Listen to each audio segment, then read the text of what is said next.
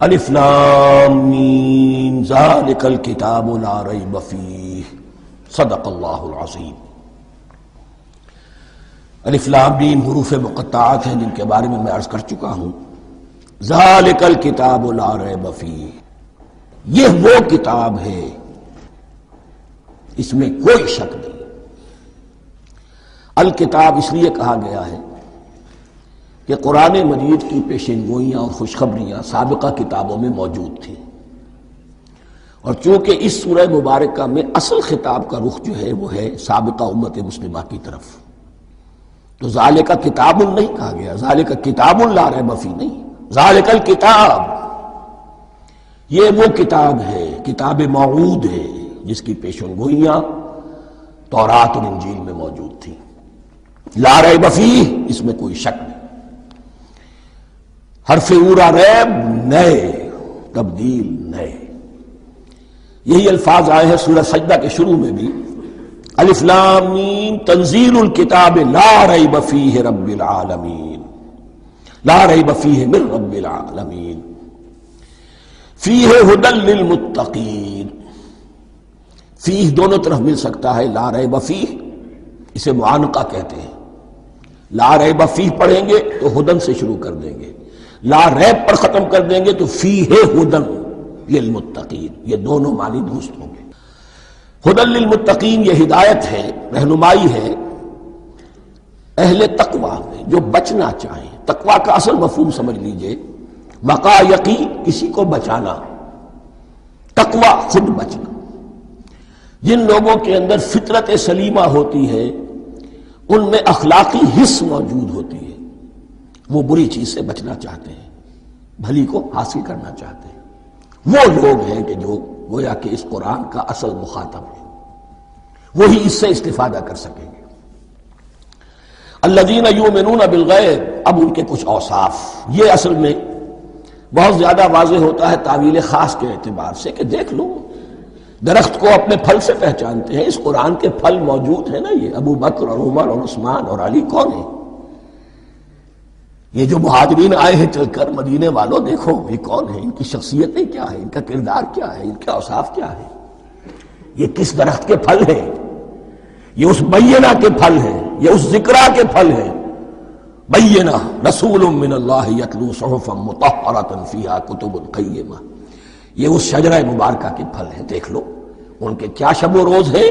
الذین یؤمنون بالغیب، جو غیب پر ایمان رکھتے ہیں۔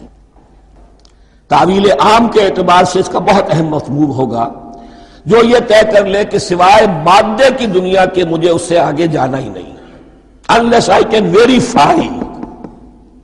آپ کو معلوم ہے کہ میٹیریل جو حقائق ہیں وہ تو آپ ویریفائی کر سکتے ہیں، آنکھ سے دیکھ سکتے ہیں، کان سے سن سکتے ہیں، ویریفائڈ ہیں۔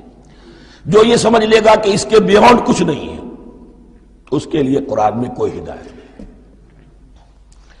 ہدایت قرآنی کا نقطہ آغاز یہ ہے کہ انسان یہ سمجھ لے کہ جو اصل حقیقت ہے وہ مستور ہے، نگاہوں سے چھپی ہوئی ہے، سامنے جو کچھ نظر آ رہا ہے۔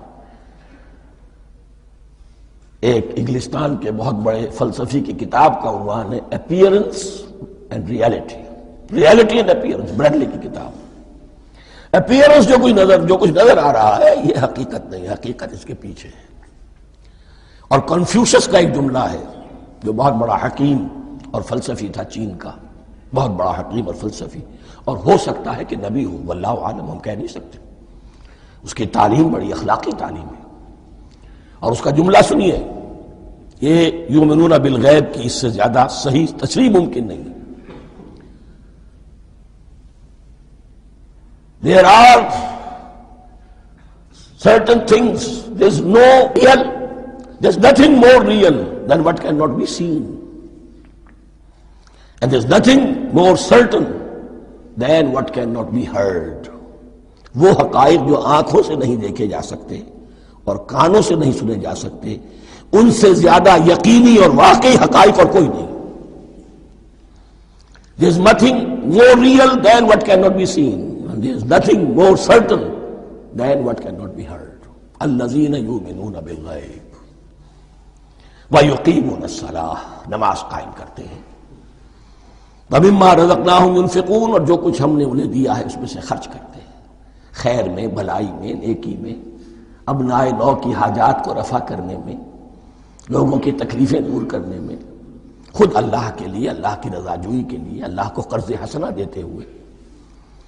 وَالَّذِينَ يُؤْمِنُونَ بِمَا أُنزِلَ إِلَيْكَ وَمَا أُنزِلَ مِن قَبْلِكَ، اور وہ کہ جو ایمان رکھتے ہیں اس پر بھی جو آپ پر نازل کیا گیا ہے محمد صلی اللہ علیہ وسلم، اور اس پر بھی کہ جو آپ سے پہلے نازل کیا گیا۔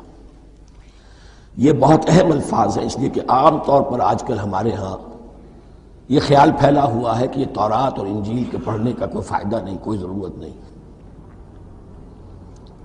کوئی ضرورت نہیں کی حد تک تو شاید بات صحیح ہو، لیکن کوئی فائدہ نہیں، یہ بالکل غلط ہے۔ یہ ابتدا ہے قرآن کی، اور کس قدر اہتمام کے ساتھ کہا جا رہا ہے۔ ایمان صرف قرآن پر نہیں، اس پر بھی کہ جو اس سے پہلے نازل کیا گیا۔ اور سورہ نساء کی آیت، اور سورہ نساء نازل ہوئی ہے کہیں جا کر سن 6 ہجری میں، یا ایھا الذین آمنوا آمنوا باللہ ورسولہ والکتاب الذی نزل علی رسولہ والکتاب الذی انزل من قبل۔ تو اس سے ایمان جو ہے تورات پر اور انجیل پر اور زبور پر اور صحف ابراہیم پر، اجمالی ایمان کی جو اہمیت ہے اس کو اچھی طرح سمجھ لیجیے۔ البتہ یہ ہے کہ چونکہ ہم سمجھتے ہیں اور جانتے ہیں کہ ان کتابوں میں تحریف ہو گئی ہے، لہذا ان کتابوں کی کوئی شے قرآن پر حجت نہیں ہوگی۔ جو چیز قرآن سے ٹکرائے گی ہم اس کو رد کر دیں گے، ان کتابوں کی کسی شے کو دلیل کے طور پر نہیں لائیں گے۔ لیکن جہاں قرآن مجید کی کسی بات کی نفی نہ ہو رہی ہو تو بہت سے حقائق ہمیں ان کتابوں ہی سے ملتے ہیں۔ انبیاء کے مابین جو زمانی ترتیب ہے، کرونالوجیکل آرڈر جو ہے، وہ تو ہمیں تورات سے ملتا ہے، قرآن میں تو نہیں۔ قرآن میں کبھی حضرت نوح کا ذکر بعد میں ہے، حضرت موسیٰ کا پہلے، وہاں تو کسی اور پہلو سے ترتیب آتی ہے، لیکن وہاں ہمیں تاریخ ملتی ہے ابراہیم کی، اسحاق کی، یعقوب کی، انبیاء بنی اسرائیل کی، موسیٰ کی، عیسیٰ کی، یہ ساری چیزیں۔ تو اس کی اہمیت جو ہے اس کو سمجھ لیجئے۔ والذین یؤمنون بما انزل الیک وما انزل من قبلک وبالآخرۃ هم یوقنون، آخرت پر وہ یقین رکھتے ہیں۔ نوٹ کرنے والی بات کیا ہے کہ باقی سب چیزوں کے لیے لفظ ایمان آیا، آخرت کے لیے ایقان کیوں؟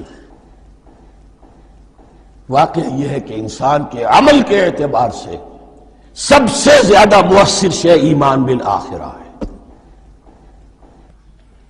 ایمان بالآخرہ ہے تو عمل سیدھا رہے گا کہ ہاں مجھے جواب دہی کرنی ہے، جانا ہے، اٹھنا ہے، اللہ کے حضور حاضری ہے۔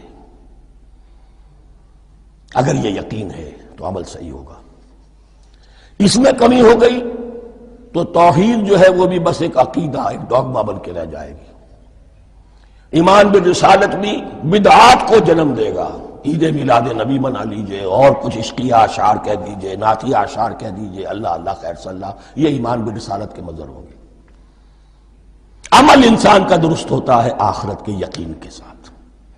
وَبِالْآخِرَةِ هُمْ يُوقِنُونَ، آخرت پر انہی کا یقین ہے، انہی کا یقین ہے۔ یہ حصر بھی ہے اس اعتبار سے کہ یہودی میں مدعی تھے کہ ہم آخرت پر یقین رکھتے ہیں، یہاں کنٹراسٹ دکھایا جا رہا ہے، آخرت پر یقین رکھنے والے یہ لوگ ہیں، اور تعویل خاص کے اعتبار سے وہ لوگ موجود ہیں تمہاری نگاہوں کے سامنے۔ 13 برس کی محنت کی کمائی محمد الرسول اللہ صلی اللہ علیہ وسلم کی، اس کتاب کی، یتلو علیہم آیاتہ ویزکیہم ویعلمہم الکتاب والحکمہ، اس کا جو نتیجہ ہے وہ تمہارے سامنے۔ اولئک علی ھدی من ربہم، یہ وہ لوگ ہیں جو اپنے رب کی طرف سے ہدایت پر ہیں۔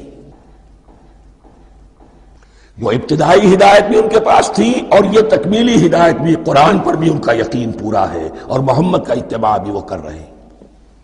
وَأُولَٰئِكَ هُمُ الْمُفْلِحُونَ، اور یہی وہ لوگ ہیں جو فلاح پانے والے ہیں۔ فلاح کا لفظ بھی قرآن مجید کی بڑی اہم اصطلاح ہے، منزل مراد کو پہنچ جانا، کسی باطنی حقیقت کا عیا ہو جانا۔